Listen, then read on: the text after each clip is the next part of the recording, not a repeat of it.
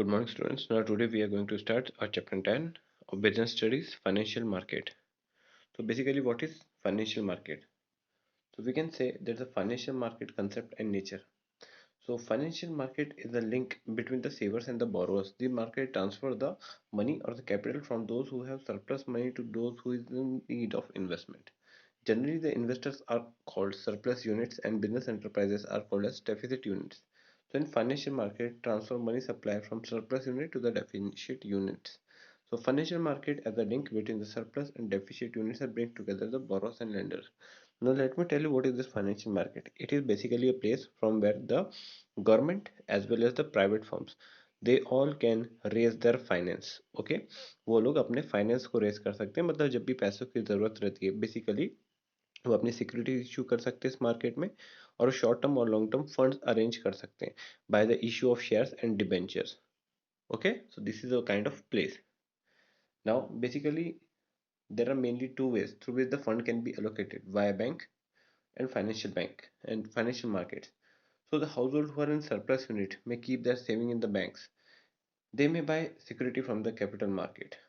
Okay, so here what they are telling you that maybe that's the जब loan की बात आती है तो उस लोन को आप बैंक से ले सकते हो बेसिकली, या फिर आप ये कर सकते हो कि कैपिटल मार्केट से शेयर खरीद सकते हो. मतलब जिसके पास ज़्यादा पैसा है बेसिकली क्या कर सकते हो, आप उस पैसे को कहीं इन्वेस्ट करोगे तो कुछ लोग क्या करते हैं बैंक में लगा देते हैं. बैंक में लगा देते हैं means they will be keeping their money in their saving account only, और FD like fix deposit they are doing in the banks. वो फिक्स डिपॉजिट कर रहे हैं तो इससे होता क्या है कि अब उस पर बैंक उनको इंटरेस्ट पे करेगी. तो एक तरीका तो ये हो गया जिससे आप अपना पैसा इन्वेस्ट करोगे, आपको इंटरेस्ट मिलेगा लाइक 8% कुछ भी है ना, तो उससे आपका मनी ग्रो करता है. ओके, अब दूसरा ऑप्शन इनके पास रहता है that they can buy securities from the capital market. तो सिक्योरिटी क्या है? सिक्योरिटी मतलब शेयर्स. शेयर जैसे कि रिलायंस इंडिया लिमिटेड के हो गए, सीएट, एमआरएफ, इन सब कंपनियों के जो प्राइजेस रहते हैं, शेयर प्राइजेस, उस पर आप खरीद सकते हो और अपने पैसे को आप वहाँ पे इंक्रीज होते हुए देख सकते हो. क्योंकि अगर शेयर अच्छा परफॉर्म करता है मीन्स शेयर की अगर मार्केट प्राइजेस ज़्यादा होती हैं तो क्या होगा, आपका पैसा भी इंक्रीज करेगा, आपका इन्वेस्टमेंट इंक्रीज करेगा. Now the banks and the financial market both lend the funds to the business which are the deficit units. तो यहाँ पर बिजनेस को क्या बोला गया? They are called as the deficit unit means they are in need of the money और funds. So from where they are going to get either from the banks और this financial markets. Okay, इस तरह से उनको पैसा मिलेगा. Now what are the functions of financial market? So basically here सबसे पहला फंक्शन है mobilise the saving and channelising them into most productive units. मतलब कि हम लोगों की सेविंग को वो चैनलाइज करता है और जो नीडी है, जो कंपनीज हो गई जैसे कि who are in need of fund, उन तक वो पैसा पहुंचाने की मदद करता है उनकी. Okay, then second, facilitate price discovery. So ये प्राइस डिस्कवरी क्या होती है? सी, हर चीज़ किस पे डिपेंड करती है? डिमांड एंड सप्लाई पे. तो यहाँ पर जब हम फाइनेंशियल मार्केट की बात करते हैं तो शेयर का भी क्या होता है? डिमांड एंड सप्लाई रहता है. तो उस शेयर की जो कीमत रहती है वो यहाँ पर डिमांड एंड सप्लाई के थ्रू तय हो जाती है, प्राइस डिस्कवरी हो जाती है. Okay, now the third point is providing liquidity to the financial assets. Liquidity की मतलब क्या होता है? See, if today you are purchasing share, share खरीद रखे हैं और कल आप इसको बेचना चाहते हो, जब से आप बेचना चाहोगे उसको तो क्या होगा, आपके पास पैसा तुरंत हो जाएगा, आ जाएगा. ओके, तो this is how you can quickly convert your assets into cash. तो आप अपने एसेट को बड़ी जल्दी और आराम से कन्वर्ट कर सकते हो कैश में. तो इसको बोलते हैं लिक्विडिटी होना. Then reduce the cost of transaction.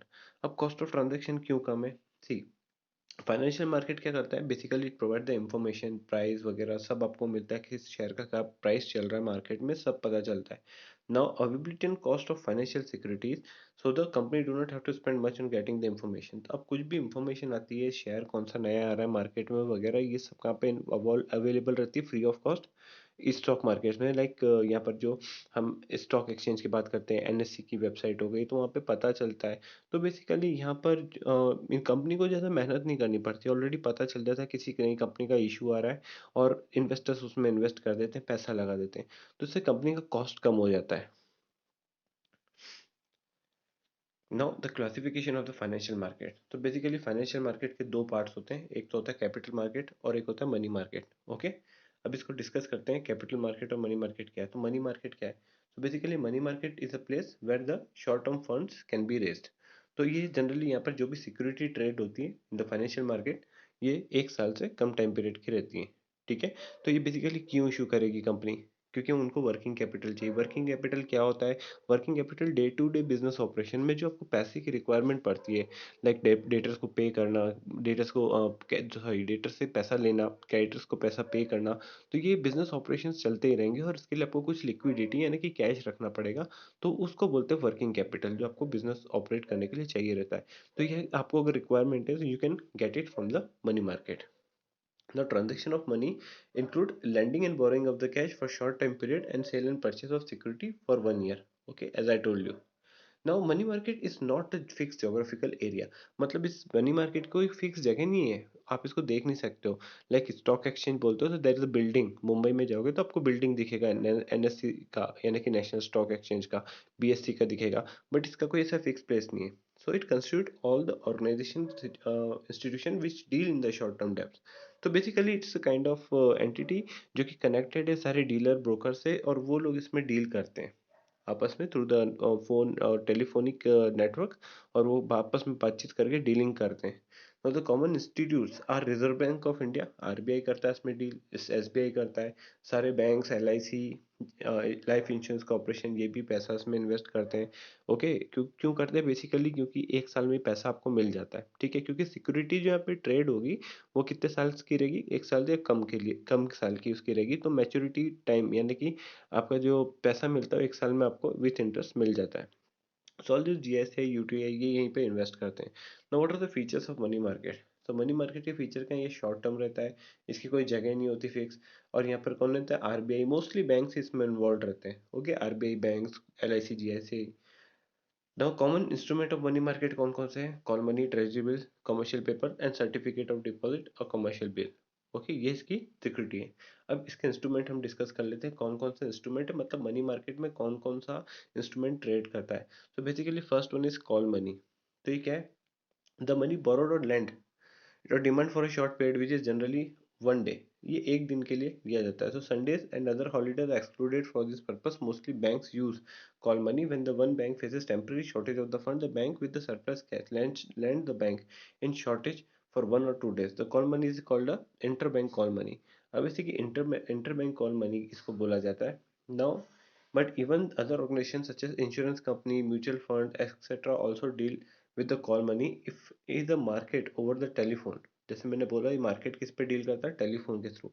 तो the maturity period of call money are extremely short and varies from 1 day to 15 days and its liquidity is just next to cash। तो बहुत ही जल्दी आपको यहाँ पर पैसा मिल जाता है, विथ इंटरेस्ट मिल जाता है। अब जैसे कि कॉल मनी रहता है 1 डे का रहता है। अब ये क्या होता है? जैसे कि कैश रिजर्व रेशियो की आपने पढ़ा है मनी एंड बैंकिंग में, उसकी पोजीशन आरबीआई के साथ मेंटेन करनी पड़ती है। तो कई बार ऐसा होता है कि जब डिपॉजिट्स वगैरह होते रहते हैं तो कई बार बैंक लेंडिंग में इतना ज़्यादा इन्वॉल्व हो जाता है that the bank doesn't realise कि उसके सीआरआर जो कैश रिजर्व रेशियो वो कम हो गया आरबीआई के पास में। तो इन दिस केस वो दूसरे बैंक से बोरो करता है पैसा ओवरनाइट के लिए, मतलब एक रात या एक दिन के लिए करता है, 1 डे का रहता है बेसिकली। और जितनी जल्दी हो सकता है पैसा चुका देता है अलॉन्ग विथ इंटरेस्ट। ठीक है। तो 1 डे का इंटरेस्ट कैलकुलेट होता है उस पर एन्युटी बेसिस पे, और उसका पेमेंट करते हैं वो लोग। अब वहाँ पे यही चीज़ बता रखी सीआरआर के बारे में जो मैंने आपको बताया। और second is treasury bills. Treasury bill क्या होते हैं? Basically treasury bills are issued by the RBI. तो कौन इशू करता है? आरबीआई करता है। किसके बिहाफ पे करता है? Government of India. तो बेसिकली आरबीआई एक तरह के बॉन्ड्स ही होते हैं, ठीक है। ये एक साल में, एक साल से यानी कि 365 डेज तक के रहते हैं, अलग अलग 91 डेज, 365 डेज, इससे ज़्यादा के नहीं रहते। तो ये गवर्नमेंट इशू करती है जब भी गवर्नमेंट को शॉर्ट टर्म बोरिंग करनी रहती है, तो वो इशू करती है, but by banks and the general public. मतलब ये बैंक के थ्रू होता है, जनरल पब्लिक इसको परचेज कर सकती है। Now this bills are negotiable instruments. Okay, तो नेगोशिएबल इंस्ट्रूमेंट का मतलब क्या है? मतलब कि आप इसको एक जगह से दूसरी जगह दे सकते हो, मतलब एक पर्सन से दूसरे पर्सन पे ट्रांसफर कर सकते हो। तो that is called as negotiable instrument and are freely transferable. So these are issued at discount, these are considered as the safest investment, these are issued by RBI. The maturity period of treasury bill. अब यहाँ पे क्या बोल रहे हैं? Safest investment है, मतलब government issue कर रही है तो डेफिनेटली ब्याज तो मिल ही जाएगा, definitely you are going to get interest, आपका पैसा डूबेगा नहीं। सेकंड, उसको डिस्काउंट पे इशू किया जाता है, मतलब इस पे इंटरेस्ट नहीं होता। जैसे कि मान लेते हैं कि 100 रुपीज़ का ट्रेजरी बिल है, तो वो कितने पे बेचेंगे आपको, 90 रुपीज़ पे। अब 90 रुपीज़ पे बेचेंगे मतलब आपको 10 रुपये कम में मिला, पर आपको जब वो पेमेंट करेंगे 1 साल बाद तो पूरा 100 रुपये पे करेंगे। तो वो जो आपको पेमेंट मिलेगा 100 रुपीज़ पर, आपने कितने में खरीदा था, 90 में, तो ये जो डिफरेंस है ये क्या हो जाएगा, आपका अर्निंग हो जाएगा। तो इस तरह से इसको देखते हैं। अब बेसिकली क्या होता है, ये बिल्स कैसे रहते हैं, जैसे कि 14 टू 30 364 डेज तक करते हैं। इसी को क्या बोलते हैं, zero coupon bonds. Zero coupon bonds का मतलब क्या होता है, जीरो कूपन का मतलब होता है इंटरेस्ट रेट। क्या बोलते हैं उसको, इंटरेस्ट रेट। ये एक इंटरेस्ट रेट है जो आपको मिलता है, वो जीरो है, जीरो कूपन मतलब कोई इंटरेस्ट है ही नहीं है, जीरो है इंटरेस्ट रेट यहाँ पे। तो डिस्काउंट पे इशू कर रहे हो तो फिर तो बात ही नहीं है, ठीक है। अब ये थोड़े महंगे रहते हैं, मिनिमम कॉस्ट रहती है 25,000 एंड इन मल्टीपल्स, मतलब आपको अगर इसको खरीदना है, suppose you want to buy 4 such kind of treasury bill, तो वो कितना आपको 1 लाख रुपए देना पड़ेगा। तो उसको मल्टीपल्स में खरीदा जा सकता है। ओके। तो इन्वेस्टर परचेज करना चाहता है, इन्वेस्टर कौन होता है, जो पैसा लगाता है इस मनी मार्केट में। सो purchase a 3 month treasury bill with face value of 2 lakh for 1,90,000। तो वहाँ पे भी वही बात बता रखी जो मैंने 100 रुपीज़ के हिसाब से बताई थी आपको। Now what is commercial bill, commercial bill कौन इशू करते हैं, बेसिकली ट्रेड बिल बोलते हैं इसको।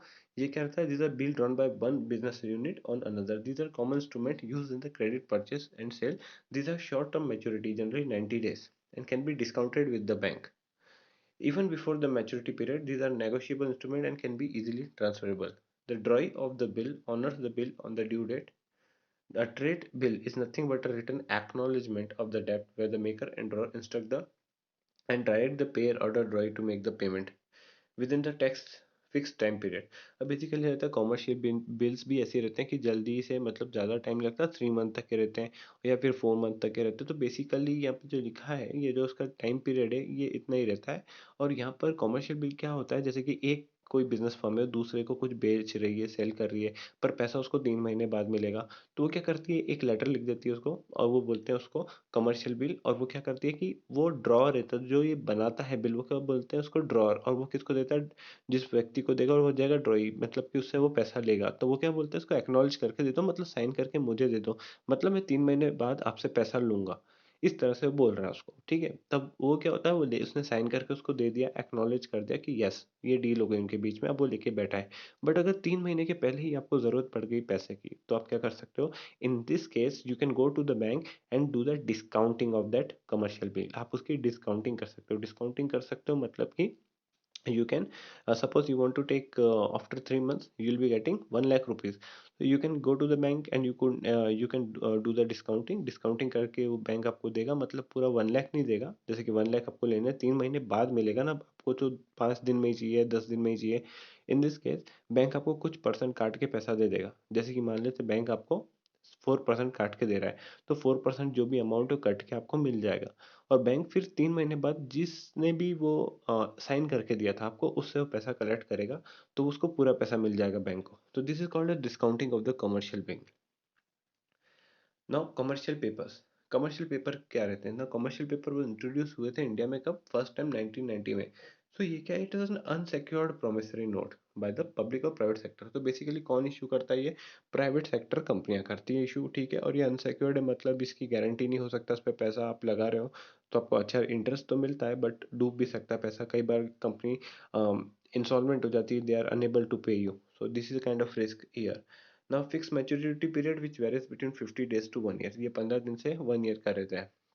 Since commercial papers are unsecured, so these can be issued by the company having good reputation। मतलब ये unsecured है, मतलब इस पे डूब सकता है पैसा। तो ये कौन सी कंपनी के अच्छे रहते हैं, बेसिकली जिनका नाम है, अच्छी गुडविल है कंपनी में, वो ही इशू करते हैं, उन्हीं के परचेज किए जाते हैं।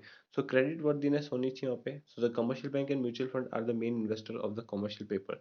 अब इनमें कौन करते हैं इशू, जो पैसा लगाते हैं इस तरह के, जो कमर्शियल पेपर्स को बाय करते हैं, वो कौन बाय करते हैं, म्यूचुअल फंड। म्यूचुअल फंड कई बार आप टेलीविजन में देख सकते हो, आप क्या आते हैं तो वो मार्केट में पैसा लगाने की बात करते हैं, that all the investment are subjected to market risk. तो इसी की बात करते हैं, इसमें वो लोग पैसा इन्वेस्ट करते हैं। तो वो हो सकता है डूब भी जाए, बट यूजुअली ऐसा होता नहीं। It is a kind of basically एक शॉर्ट टर्म डेब्ट इंस्ट्रूमेंट, एक लोन की तरह इशू करती है, पैसा चाहिए कंपनी को, इसलिए उसने कॉमर्शियल पेपर इशू किए।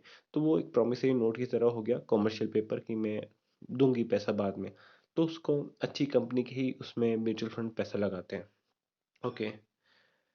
Now fund raised through the commercial paper use for flotation cost. अभी फ्लोटेशन कॉस्ट क्या है?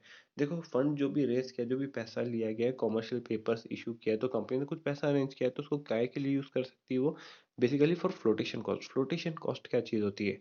फ्लोटेशन कॉस्ट का मतलब होता है कि जब आप शेयर इशू करते हो पब्लिक में, तो उसमें आने वाला जो भी खर्चा आता है, लाइक ब्रोकरेज दे, ब्रोकर्स को पैसा देना, कमीशन देना, एजेंट्स को, ब्रोकर्स को, तो ये जो चीज़ें लगती है, अंडर राइटर्स वगैरह को जो फीस वगैरह पे करनी पड़ती है, फ्लोटेशन कॉस्ट। फ्री में सर्कुलेट नहीं हो जाती पब्लिक में शेयर्स, उसके लिए खर्चा आएगा, तो फ्लोटेशन कॉस्ट उसी को बोलते हैं। उसको मैनेज किया जाता है इस पैसे से।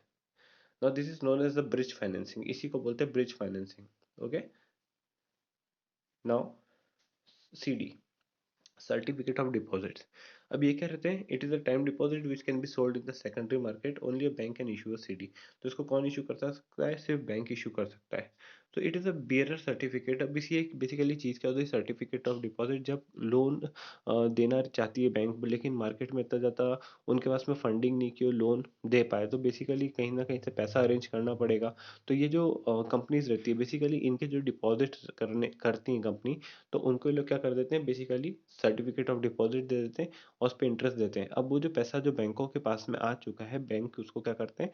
लैंड कर सकते हैं लेंडर्स को। ठीक है, तो वो जो कंपनी का डिपॉजिट का पैसा है, उसके अगेंस्ट वो सर्टिफिकेट ऑफ डिपॉजिट उनको दिया, तो इन कंपनियों के लिए तो एक तरह से इन्वेस्टमेंट हो गया वो, उस पर उनको इंटरेस्ट मिलेगा। और बैंक उस पैसे को किसको देगा? जो बोरोअर्स है उनको देगा कि तुम पैसा ले जाओ, तुम अपनी प्रोडक्शन एक्टिविटी जो भी करना है उसको करो। सो this is how they can deal in this money market instrument. तो ये इतने ही होते हैं। Okay. Now after this, what is capital market? So capital market क्या चीज होती है? So capital market is a market for medium and long term funds. Now capital market, the meaning and definition. So capital market is a place for medium and long term funds. It includes all the organization, institute and instruments that provide long term and medium term funds. It does not include the instruments which provide the finance for short period. The common instrument used in the capital market are shared bond, debentures, mutual funds, public deposits, etc.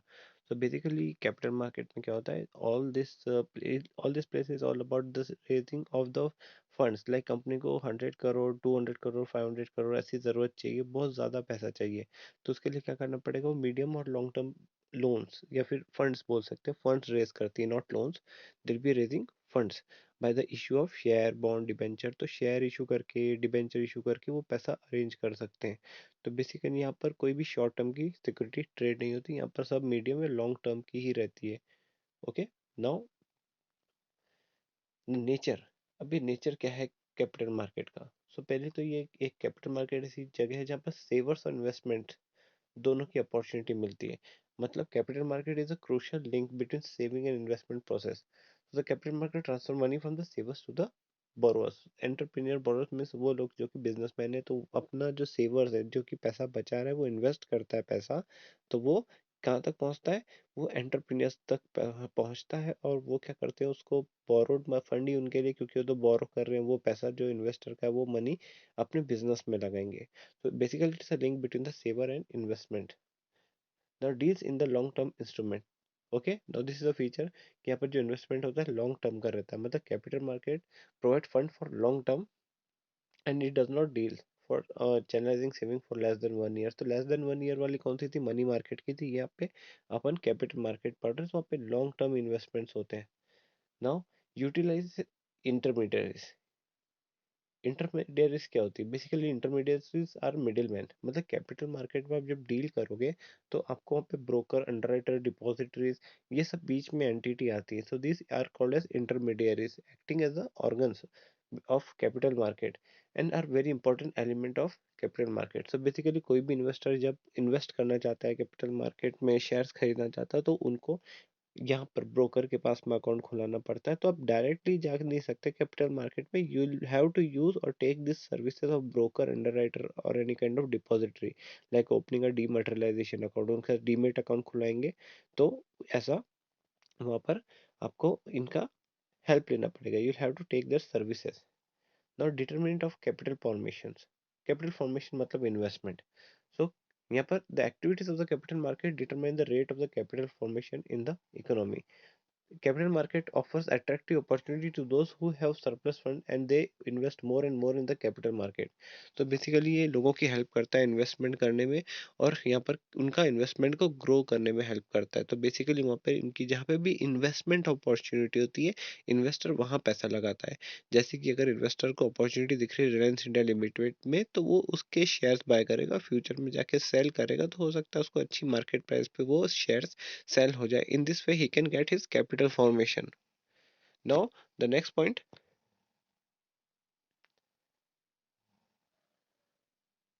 Now the fifth point is government rules and regulations.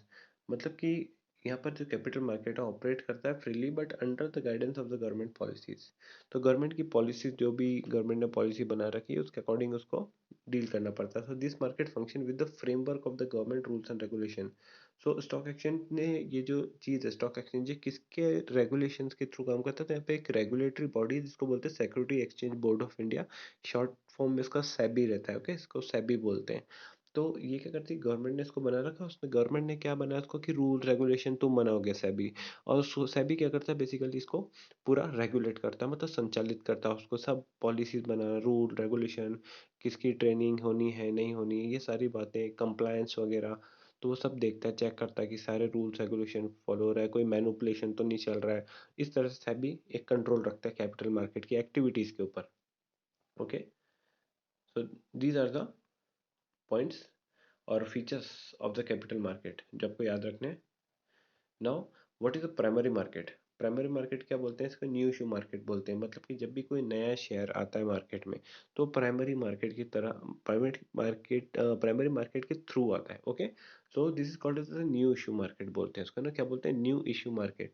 So this is a market securities are sold for the first time. पहली बार जब security आएंगी, security क्या होती है? Share, debenture. First time market में आ रहा है तो कहाँ से आएगा? वो प्राइमरी मार्केट के थ्रू आएगा।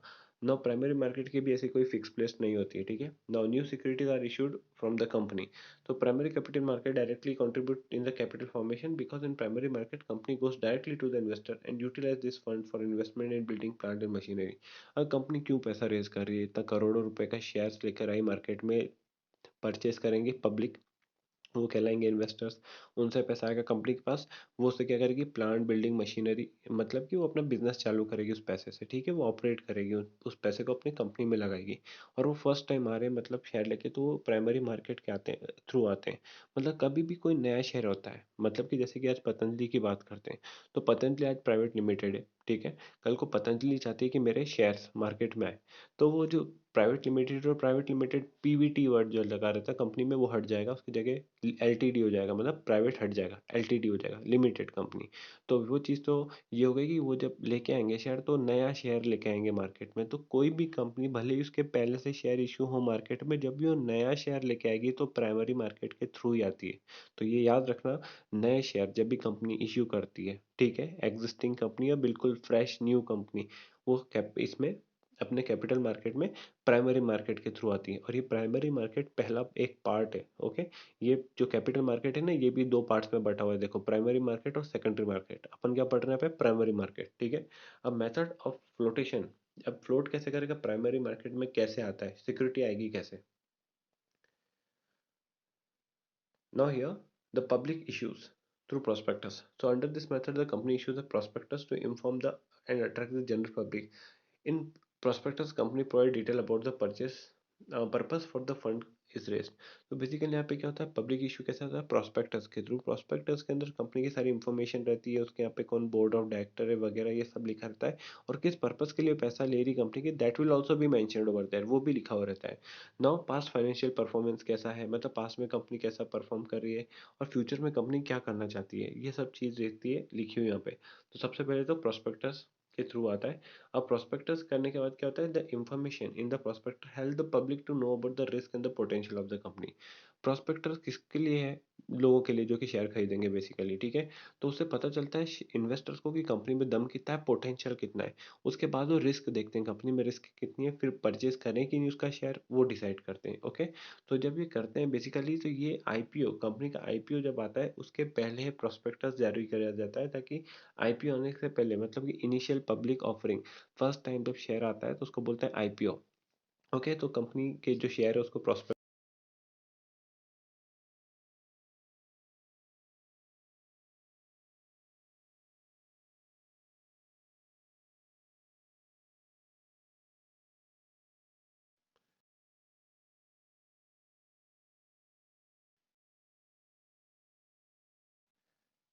Sorry for interruption. Now what is offer for sale? Offer for sale क्या चीज होती है?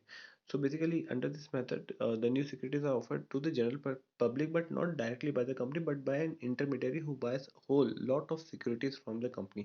अब यहाँ पे जैसे कि अपन कोई फाइनेंशियल इंस्टीट्यूशन देख लेते हैं, लाइक आईएफसीआई हो गया, तो ये क्या करती है, कंपनी से बाय कर लेती है शेयर, और बाद में फिर उसके थ्रू आती है, जब भी कंपनी और इशू कर रही है तो ये लोग भी क्या अपने शेयर्स निकालते हैं।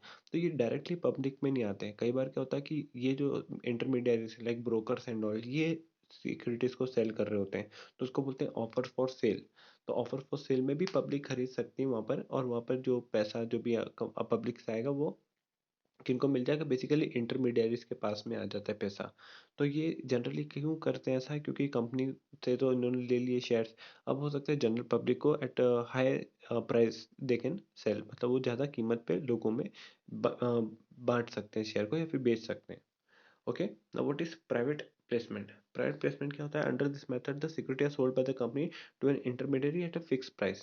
And in the second step, intermediaries sell the security to the general public, but to the selected client at the higher price.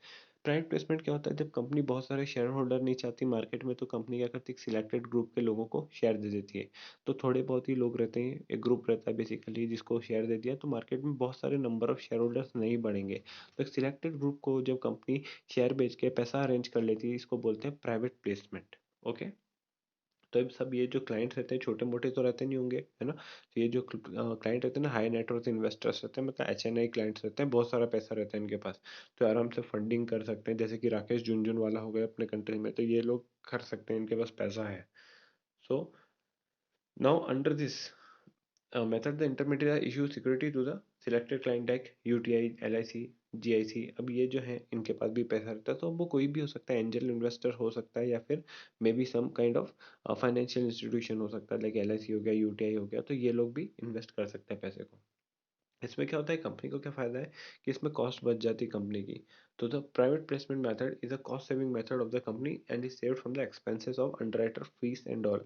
तो ये फीस लगती है, ब्रोकर्स वगैरह एजेंट कमीशन वगैरह मांगते हैं, तो ये सब पैसा बच जाता है। नो राइट इशू क्या होता है? राइट इशू बेसिकली जब कंपनी में शेयर इशू होते हैं, तो मान लो नया शेयर कंपनी लेकर आ रही है, तो कंपनी के जो एग्जिस्टिंग शेयर होल्डर है, मतलब कि जो ऑलरेडी उस शेयर के वो खरीद के बैठे हुए पैसे, जैसे कि रिलायंस के ऑलरेडी बहुत सारे शेयर होल्डर हैं इंडिया में, ठीक है? अब मान लो रिलायंस इंडिया लिमिटेड कंपनी नए शेयर्स लेकर आते हैं, तो वो जब नए शेयर लाएंगे, तो राइट इशू अगर लेके आ रहे हैं, तो वो क्या बोलती है कि सबसे पहले मैं अपने एग्जिस्टिंग शेयर होल्डर से पूछूंगी whether you want to take the share और not. So if there some of the people desire to purchase that share, अगर लोग खरीदना चाहते हैं, तो कंपनी पहले उनसे पूछेगी कि आप शेयर लेना चाहते हो कि नहीं, और फिर दूसरों से पूछेगी, मतलब कि फर्स्ट प्रायोरिटी किनको दी जाएगी, एग्जिस्टिंग शेयर होल्डर को। अगर वो मना करते हैं, then the shares will be sold to the general public. Then EIPO, यानी कि इलेक्ट्रॉनिक इनिशियल पब्लिक ऑफरिंग। आजकल जो ई आई पी ओ चलता है, तो यहाँ पे क्या होता है, ई आई पी ओ का मतलब क्या होता है, it is a new method of issuing security through the line system of stock exchange. तो आज की तारीख में क्या होता है, जो स्टॉक एक्सचेंज है पूरा कनेक्टेड है नेटवर्क ऑफ कंप्यूटर से, और इसके थ्रू ही ट्रेडिंग होती है। तो आजकल क्या होता है, बेसिकली जब भी आई पी ओ आता है, तो घर बैठे या फिर अपने ब्रोकर्स के थ्रू, इंटरनेट के थ्रू लोग बिड कर देते हैं कि मैं किस प्राइस पे खरीदूंगा, और वो चीज़ आप घर बैठे भी खरीद सकते हो। तो इस तरह से आजकल परचेज किए जाते हैं आईपीओ में, जो भी बिड लगाते हैं, बोली लगाते हैं शेयर्स की, तो उससे प्राइस डिसाइड हो जाता है। जैसे कि कंपनी चाहती है कि 200 से 205 रुपए के बीच में बोलियां लगाया जाए, तो आईपीओ वो जो भी प्राइस डिसाइड होगा उसके बीच में, तो उसका थ्रू किस कैसे लगा रहे बोली, घर पे बैठ के कंप्यूटर से लगा रहे हैं, जितने भी इन्वेस्टर वगैरह, या फिर उनके बिहाफ पे वो जो ब्रोकर्स हैं क्लाइंट्स के, तो वो लगा रहे हैं उनकी तरफ से बोलियां। तो इससे क्या होता है, बेसिकली एक प्राइस डिसाइड होके आएगा। 203 पे मान लेते हैं कि शेयर इशू हो गए उनको, तो आईपीओ ही है, वो नया शेयर ही आ रहे हैं, बट जो प्रोसेस है आईपीओ की, वो आजकल ई आईपीओ मतलब इलेक्ट्रॉनिक वे में होता है, इंटरनेट के थ्रू होता है। So in this the company has to appoint the registered broker for the purpose of accepting application and placing order. तो कंपनी को यहाँ पे क्या करना पड़ेगा, ब्रोकर को रखना पड़ेगा, जैसे कि कोई ब्रोकर, जैसे कि इंडिया इन्फोलाइन हो गया, शेयर खान हो गया, कारवी हो गया, तो ये लोग ये काम करके देंगे, ठीक है? Now the company issuing security has to apply for listing of the security on any exchange other than the exchange it has offered its security earlier. अब कंपनी क्या कर सकती है, इसमें लिस्टिंग करानी पड़ेगी, मतलब NSC, BSC, national stock exchange, Bombay stock exchange, एक एक्सचेंज पे या फिर दोनों एक्सचेंज पे कंपनी लिस्टिंग करा सकती है, जिस भी स्टॉक एक्सचेंज पे चाहे उस पे। एनएससी पे कराना चाहती है, बीएससी पे नहीं कराना चाहती तो भी चलेगा, दोनों पे कराना चाहती है। जैसे कि अभी आप देख सकते हैं कि जो ट्रेड होता है रिलायंस का शेयर तो एनएससी पे भी है, बीएससी पे भी है। तो ये देख सकते हैं कि दोनों ही एक्सचेंज पर वो शेयर ट्रेड करता है, तो ऐसे वो कर सकते हैं। Now, the manager coordinates the activity through various intermediaries connected with the issue. अब यहाँ का इनका क्या लीड मैनेजर रहता है, जो भी अंडरराइटर या जिसकी भी आपने सर्विसेज ली, जैसे कि कार्वी के लिए इन्होंने जो भी ब्रोकर है तो वो उनका जो लीड मैनेजर रहेगा वो सारा काम करके देगा। ओके, पूरी प्रोसेस कैरी आउट करके देता है।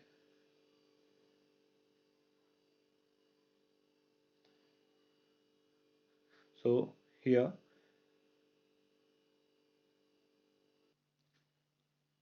No, what is the secondary market? Secondary market क्या होता है? जब शेयर ऑलरेडी इशू हो चुका होता है तो उसको जब लिस्ट हो जाता है शेयर किसी स्टॉक एक्सचेंज पे तो वहाँ पर उसको बोलते हैं सेकंड हैंड सिक्योरिटी, क्योंकि वो पे एक बार जब आपने खरीद लिया प्राइमरी मार्केट के थ्रू आपके पास आ गया तो आप उसको बेच सकते हो सेकेंडरी मार्केट में। फिर वो जो शेयर रहेगा वो आपने किसी और को बेचा, फिर वो किसी और को बेचेगा, इस तरह से अब वो सेकंड हैंड हो गया, मतलब कि आप उसको सेकंड हैंड सिक्योरिटी बोल सकते हो। तो ऑलरेडी शेयर जब एक बार बाय हो जाता है उसको आप एक्सचेंज पे बेच देते हो तो वहाँ पे खरीदते बेचते रहते हैं उसको लोग, तो ट्रेड होने लगता है सेकेंडरी मार्केट में। ठीक है, तो secondary market is a place for second hand securities. Okay, second hand securities इसलिए उसको बोला जाता है। Now in secondary market are not directly issued by the company to the investor, the securities are sold to the existing investor to the other investor। मतलब कि दूसरे investor दूसरे purchaser को, बायर्स या सेलर्स को बेचते रहते हैं। ठीक है, जिसको भी पैसा लगाना है उसको बेच दिया, फिर उसको उसने खरीदा, कुछ देर तक होल्ड किया, शेयर को भाव बढ़ गए, प्राइसेस बढ़ गए तो उसने किसी और को बेच दिया, इस तरह से चलता है। Now what is the difference between primary market and secondary market? तो प्राइमरी और सेकेंडरी क्या है? तो फर्स्ट पॉइंट है टाइप ऑफ सिक्योरिटी। तो ये नई सिक्योरिटी आती है, नया शेयर आता है तो उसके लिए, और ये सेकंड हैंड के लिए। फिर इशू कौन करता है? बेसिकली डायरेक्टली कंपनी इशू करती है इसको, और ये क्या करती है? ट्रांसफर्ड होता है बस इन्वेस्टर के बीच में, मतलब हाथों से एक हाथ से दूसरे हाथ तक जाता रहता है शेयर बस यहाँ पे। फिर यहाँ पे कैपिटल फॉर्मेशन, तो यहाँ क्या primary market contribute directly to the capital formation, यहाँ पे सीधा पैसा बनता है, किसी भी इन्वेस्टमेंट को सीधा इन्वेस्टमेंट होता है उसको फायदा पहुंचता है। यहाँ पर क्या सेकेंडरी मार्केट कंट्रीब्यूट करता है इनडायरेक्टली कैपिटल फॉर्मेशन में, as further exchange between surplus units only. मतलब ये जो आता है जिसके पास ज़्यादा पैसा है वो खरीद सकता है, तो बेसिकली जिसके पास पैसा है वो परचेस कर रहा है, तो सरप्लस यूनिट ही उसको बाय करती है। और कंपनी अगर देखा जाए प्राइमरी मार्केट को, तो प्राइमरी मार्केट ही वो जगह है जहाँ पे फर्स्ट टाइम कंपनी शेयर लेके आती है और फर्स्ट टाइम सिर्फ बाइंग होती है लोगों के बीच में, सेलिंग नहीं होती है। बट सेकेंडरी मार्केट में एक पॉइंट आप ये भी लिख सकते हो कि बाइंग सेलिंग दोनों होती है। बट यहाँ पर क्या होती है? प्राइमरी मार्केट में बाइंग तो नहीं बोल सकते, एक तरह से कंपनी ने इशू किया है शेयर होल्डर्स को, वो शेयर से इशू किए हैं। ठीक है। Now what is stock exchange? Stock exchange होता है क्या? तो स्टॉक एक्सचेंज इंडिया में कौन कौन से? एनएससी और BSC, national stock exchange, Bombay stock exchange. तो basically stock exchange is the place where the buyers and sellers meet together to do a particular transaction. मतलब यहाँ पे बायर सेलर आके मीट करते हैं, मतलब ऐसा नहीं कि कोई जगह है वहाँ पर दोनों बायर सेलर आके हाथ मिला रहे और ट्रेड कर रहे हैं, नहीं। बायर और सेलर एक दूसरे को देख भी नहीं पाते हैं, बट ये कनेक्टेड रहते हैं अपने ब्रोकर्स के साथ में। और जो भी ऑर्डर पंच करते हैं बायर और सेलर, कहीं पर भी हो फर्क नहीं पड़ता, कोई मुंबई में बैठा है कोई दिल्ली में बैठा है, जिसने भी ऑर्डर देगा ये एक्सचेंज पर ऑर्डर जाता है और वहाँ से वो एग्जीक्यूट हो जाते हैं, मतलब जिसको बाय करना है उसके पास शेयर आ जाता है और जिसने बेचा उसके पास में पैसा आ जाता है। तो इस तरह से स्टॉक एक्सचेंज बाइंग सेलिंग में हेल्प करता है। नो, फंक्शन कैसे? इकोनॉमिक बैरोमीटर है। इकोनॉमिक बैरोमीटर क्या होता है? बेसिकली ये जब भी कोई शेयर कंट्री के अंदर अच्छा परफॉर्म कर रहे हैं, मतलब प्राइजेस बहुत ज़्यादा बढ़ रही है शेयर की, तो हम क्या बोलते हैं? इसके इंडेक्स रहते हैं। देखो जब भी स्टॉक एक्सचेंज रहता है, जैसे कि नेशनल स्टॉक एक्सचेंज एनएससी, अब इसका एक इंडेक्स है निफ्टी। अगर निफ्टी इंडेक्स प्लस में है, मतलब कि बहुत आगे की तरफ बढ़ता जा रहा है उसका वैल्यू। ओके, बेसिकली नंबर्स ही रहते हैं। ओके, सो जब ये बढ़ता जा रहा है उसका वैल्यू, तो हमें मानते हैं कि हमारा कंट्री जो है बहुत अच्छा प्रोग्रेस कर रहा है, तो वो इकोनॉमिक बैरोमीटर की तरह काम करता है कोई भी इंडेक्स किसी भी स्टॉक एक्सचेंज का, चाहे वो stock exchange national stock exchange हो या फिर बॉम्बे स्टॉक एक्सचेंज हो। ठीक है। Then the pricing of the security. Pricing of the security क्या है? The stock market helps to value the security on the basis of demand and supply factors. तो security profitable and growth oriented companies are valued higher and more demand for such security. Pricing रहती है यहाँ पे, हर security का मतलब कि share की क्या रहती है, प्राइजेस रहती हैं। तो बेसिकली यहाँ मार्केट में डिमांड और सप्लाई चलता है हर शेयर का। तो जिस मार्केट में जिस शेयर की ज़्यादा डिमांड है उसका प्राइस काफ़ी ज़्यादा रहेगा, जिसकी डिमांड कम है उसका प्राइस कम रहेगा। तो इस तरह से प्राइसिंग सिक्योरिटी की यहाँ डिमांड और सप्लाई पे तय हो जाती हैं। Now third is safety of transaction. तो यहाँ पर जो भी आप बाइंग सेलिंग कर रहे हो तो बेसिकली यहाँ पे सेफ्टी है, क्योंकि क्या होता है आजकल सब कुछ ट्रांसपेरेंसी, वहाँ पर आप जानते हो कि हाँ मैं बेच रहा हूँ और सब आपके आंखों के सामने होता है। लाइक 1991 के पहले ऐसा नहीं होता था, जब बिल्कुल कंप्यूटराइज सिस्टम नहीं था, तो ट्रांसपेरेंसी बहुत कम थी। तो यहाँ पर सेफ्टी रहती है ट्रांजेक्शन की, और स्टॉक एक्सचेंज इस चीज़ का ध्यान रखता है कि सब कुछ ठीक तरीके से हो रहा है। तो यहाँ पर in stock market only listed security are traded and the stock exchange authorise include the company names in the trade list after verifying the soundness of the company. मतलब कि देखो, जब भी कोई शेयर ट्रेड करता है एनएससी बीएससी पे, तो ये इसको लिस्ट तभी करते हैं जब वो देखते हैं कि ये कंपनी अच्छी है, जेन्युइन है, then only they are going to list that company, otherwise they are not going to list the company. और उसका ट्रेड फिर नहीं करेगा शेयर अगर कंपनी अच्छी नहीं है तो चेक करके इसको लिस्ट करते हैं। तो सारी अच्छी कंपनियां यहाँ पर ट्रेड करती हैं इसमें। Okay, now contribute to the economic growth. अब यहाँ पे क्या होता है, basically stock exchange security various companies are bought and sold, बहुत सारी खरीदी बेची जाती है। तो process of disinvestment and reinvestment help to invest in the most productive investment.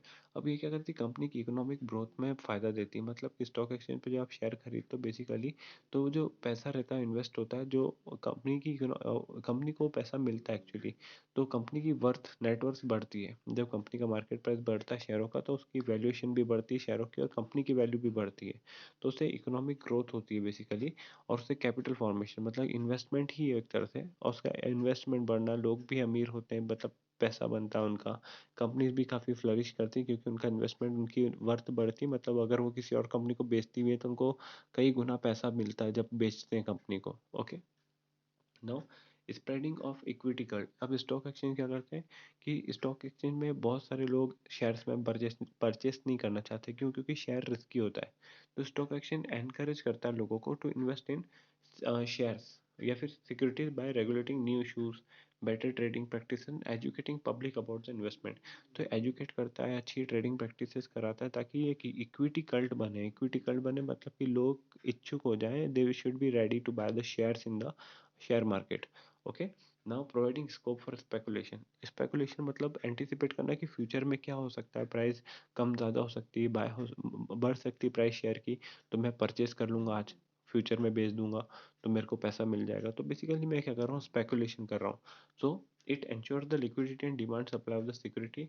The exchange permits healthy speculation of the security. मतलब यहाँ पर क्या होता है कि जब प्राइसेस बढ़ेंगे तो स्टॉक एक्सचेंज कोशिश करता है देखने की कि यहाँ पर जो भी हो रहा है कुछ मैनिपुलेशंस नहीं हो रहे हैं बेसिकली, और सब कुछ ठीक तरीके से हो रहा है। मतलब एक अच्छा मार्केट बनाया जाता है वहाँ पे। कैसा नहीं कि कोई ज़बरदस्ती शेयर को भगाया जा रहा है, उसके प्राइस को ज़्यादा किया जा रहा है ऑपरेटर्स के थ्रू। तो वैसा यहाँ पर नहीं हो रहा है। बेसिकली हेल्दी स्पेकुलेशन है। मतलब अगर आपको लग रहा है एज अ बायर कि प्राइस बढ़ेंगे, लाइक किसी भी शेयर के, लाइक टाटा मोटर्स कंपनी के प्राइसेस बढ़ेंगे, तो वो जो चीज़ है वो आपका स्पेकुलेशन है। हो सकता है कोई सोच रहा होगा कि नहीं, टाटा मोटर्स के शेयर तो गिरेंगे, तो हो सकता है आप दोनों आपस में ट्रांजैक्ट कर लो, एक बाय कर लेगा एक सेल कर लेगा, ठीक है। तो इस तरह से यहाँ पर चलता है स्पेकुलेशन ना। लिक्विडिटी, लिक्विडिटी का मतलब क्या है कि जब भी आपने शेयर खरीदा, अगर आपको कुछ महीनों बाद पैसे की ज़रूरत पड़ गई, तो आप उसको बेच सकते हो। और लिक्विडिटी मतलब कि बहुत ही जल्दी आपके अकाउंट में आपका पैसा वापस आ जाएगा। मतलब कि शेयर मार्केट में बहुत क्विक कन्वर्जन होता है आपके एसेट्स का लिक्विडिटी में। एसेट्स क्या होते हैं, शेयर होते हैं, ठीक है। और उसको लिक्विडिटी में मतलब जब उसको बेच दोगे तो क्विकली कैश आपके पास आ जाएगा, आपके खातों में आ जाएगा, अकाउंट में आ जाएगा, ठीक है, जो आपके ब्रोकर के साथ में कनेक्टेड रहता है, किसी भी इन्वेस्टर के। Now, the main function of the stock market is to provide ready market for the sale and purchase of the security. So the presence of stock exchange market give assurance to the investors that the investment can be converted into cash whenever they want. मतलब कभी भी आपको convert कराना है तो बड़े आराम से आप करवा सकते हो। Then better location of the capital. The better location का मतलब है कि जब आप कभी भी अपना पैसा किसी कंपनी में लगा रहे हो, तो आपको बहुत सारे ऑप्शन मिलते हैं, और आप अपने हिसाब से, अपनी रैशनल थिंकिंग के हिसाब से, जिस कंपनी में आपको फ़ायदा लगता है उस पैसे को वहाँ पर आप प्रोवाइड कर सकते हो, लगा सकते हो, उसके शेयर खरीद सकते हो कंपनी के, तो आपका पैसा उस कंपनी में लग जाएगा और आपको प्रॉफिट्स हो सकते हैं in future. So basically the share of profit making companies are quoted at a higher price। जैसे मैंने पहले बोला कि जो कंपनी अच्छी है उसके प्राइसेस ज़्यादा रहेंगे शेयर मार्केट में। and are actively traded so the company can easily raise fresh capital from the stock market. और वो क्या कर सकती है, बड़ी आराम से नया फ्रेश कैपिटल मार्केट में शेयर इशू करके अरेंज कर सकती है। Now the general public hesitate to invest in the security of loss making company. में बेसिकली क्या है, देखो कोई घाटा तो करना चाहते नहीं हम, कि हम पैसा लगाएंगे हमारे पैसे डुबाना चाहते हैं हम हमेशा अच्छी कंपनियों के लिए ही जाते हैं। तो बेसिकली इस मार्केट में क्या होता है, बेटर लोकेशन ऑफ कैपिटल हमारे हाथ में, हम अपने जजमेंट के हिसाब से अच्छी कंपनी में चुन के पैसा लगाना चाहिए। अगर आप गलत कंपनी में लगा दोगे जो कि अच्छी नहीं है, लॉसेस कर रही है, तो आपका पैसा डूब भी सकता है। तो that is the risk in the stock markets. Now the next point is promote the habit of saving and investment. अब ये क्या करता है, जब लोगों को दिखता है कि नहीं पैसा बढ़ सकता है, तो लोग क्या करते हैं, बचत करते हैं, उस पैसे को निवेश करते हैं, मतलब इन्वेस्ट करते हैं एनएससी पे, बीएससी पे, इन स्टॉक एक्सचेंज में शेयर में पैसा लगा देते हैं। तो ये प्रमोट करती है हैबिट, जब आपको पैसा बढ़ के मिलेगा तो आप और बचत करोगे और पैसा इन्वेस्ट करोगे, तो इस तरह से ये बढ़ावा देता है स्टॉक मार्केट। तो बेसिकली ये सारे अपन ने जो देखे यहाँ पर इतने सारे फंक्शंस है स्टॉक मार्केट, स्टॉक एक्सचेंज के, जो ये काम कर रहा है। Okay, in the next video will be moving with this trading procedure क्या होता है स्टॉक एक्सचेंज का।